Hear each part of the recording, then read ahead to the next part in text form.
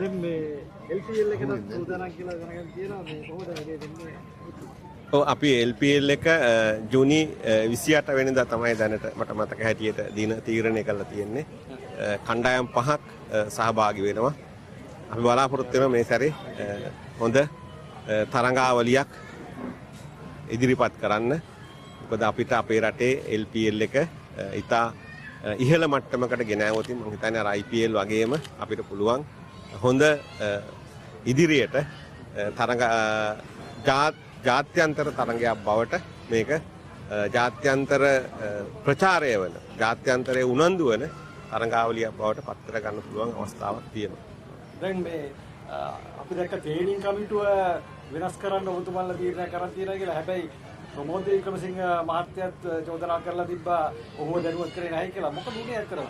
ඔය ට්‍රේනින් කමිටුව මෙහෙමයි අපේ අලුතින් අර අපි පත් කරපු ක්‍රිකට් ට්‍රාන්ස්ෆෝමේෂන් කමිටි එක තීරණය කරලා තියෙනවා තේරීම් කමිටුව වෙනස් කරන්න ඕන කියලා. මොකද අපි ඒවට ඍජුව මැදිහත් වෙන්නේ නැහැ මම අමාත්‍යවරයා විදිහට. මොකද අපි කමිටුවක් පත් කරන්නේ ඒකට. ඒතර මේ කමිටුව තමයි මෙතනින් එහාට ලංකාවේ ක්‍රිකට් වල සියලු දේ තීරණය කරන්නේ. ඒගොල්ලෝ තීරණය කරලා තිබ්බා තේරීම් කමිටුව වෙනස් වෙන්න ඕන කියලා. ඉතින් ඒ අනුව අදාළ නීතිමය ක්‍රමවේදයට අනුව තේරීම් කමිටුව වෙනස් කරලා තියෙනවා. මම හිතන්නේ ඒකේ අපිට ගැටලුවක් වෙන්නේ නැහැ.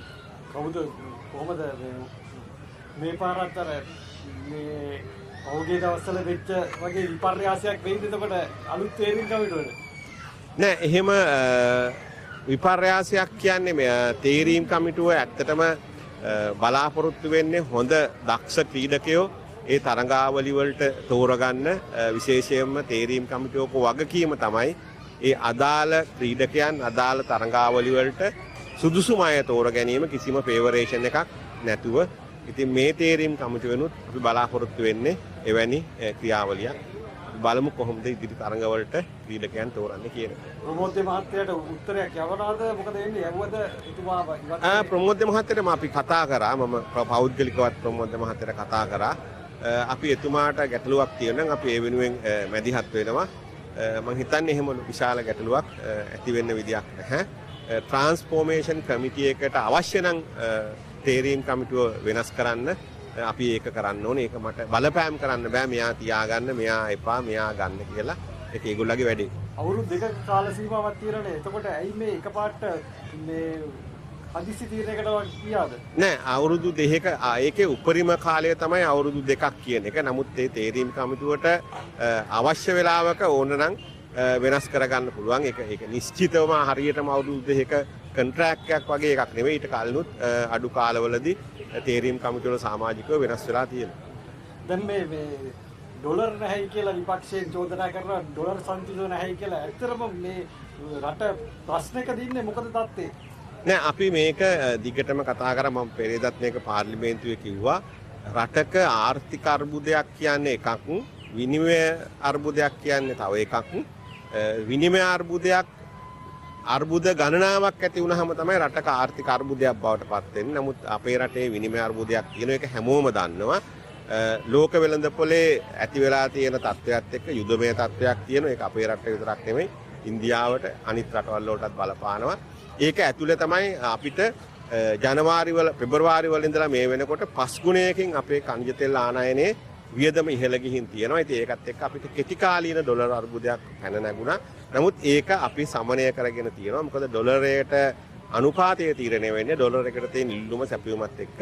ඉතින් මේක කොහොමත් මේ වගේ අවස්ථාවල් වල වෙනස් වෙන්න පුළුවන්. ඒවා විශාල අර්බුද විදියට මතුවෙන්න නොදෙන එක තමයි ආණ්ඩුවේ වගකීම. අපි ඒ වෙනුවෙන් කටයුතු කරමින් තියෙනවා. ඊයේ ඩොලර් එක අඩු වෙලා තියෙනවා. අපි ඉදිරියේදී මේක කළමනාකරණය කරනවා. දැන් සුනිල් ලදුනේත්ති අමාත්‍යවරයා පහුගිය දවස්වල නම් කිව්වා විදේශ රටවල් ඉන්න හිතවතුන් ඕන්තරම් ඩොලර් එවනවා කියලා.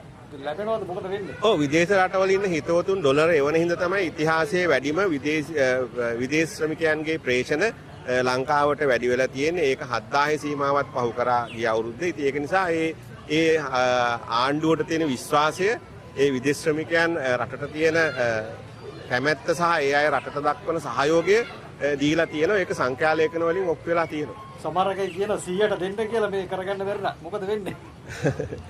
100ට ඉතින් බැරි හින්දානේ මේ රටවල් 100ට ඔක්කොටම බැරි වෙච්ච හින්දා තමයි මේ රට තිබුණ බංකොලොත් වෙලා නන්නත්තර වෙලා ගියේ. ඉතින් ඒක නිසා ආයේ මේක මම හිතන්නේ නැහැ කාටවත් හම්බ වෙයි කියලා. ඒ කියන්නේ දිගටම මේ කියන්නේ 2029 අනිවාර්යෙන්ම අනුර ජනාධිපතිතුමාම තමයි. මම හිතන්නේ අනුර ජනාධිපතිතුමා 2029 ජනාධිපති වෙන එක මම හිතන්නේ අපේ රටේ කාටවත් වළක්වන්න බැරි වෙයි. මොකද එතුමා තරම් දක්ෂ නායකයෙක් අපේ රට ගොඩනගන්න පුළුවන් පුද්ගලයෙක් අපිට දශක ගණනකට අහු වෙලා නැහැ. ඉතින් ඒක නිසා මේක 29 දී කිසිම හේතුවක් හින්දා වෙනස් වෙන්නේ නැහැ. අනිතුමා මේ ක්‍රිකට් සම්බන්ධව පොඩි ගැටලුවක් තියෙනවා.